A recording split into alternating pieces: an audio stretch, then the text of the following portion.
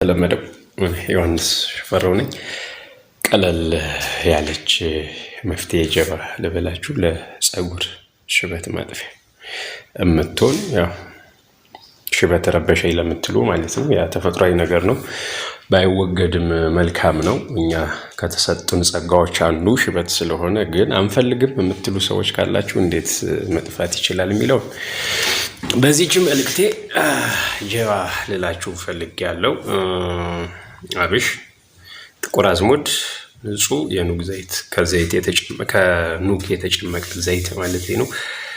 እነሱን ዘይቱን በማፍላት ሁለቱን አብሽና ጥቁር አዝሙዱን በመቀላቀል በጣም አፍልቶ ከአወጡ በኋላ አብርዶ በንጹህ ዕቃ አጥሎ አስቀምጦ ፀጉርን ማሴጅ ማድረግ ነው። ነጭ የሆነ የፀጉር ቀለም ካለ ወደ ጥቁርነት ይመለሳል።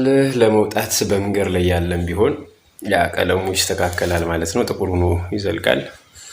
እንፈልገዋለን የምትሉ አካል ካላችሁ ተጠቀሙበት፣ በውጤቱ ዘና በሉበት። ያው እኔ እንደተኛው ስለነበርኩ ነው። አሁን ግን ነቅቻለሁ። በውሎዬ ደግሞ ብዙ ነገሮች ሳሳያችሁ እላለሁ። መልካም ቀን ለሁላችን።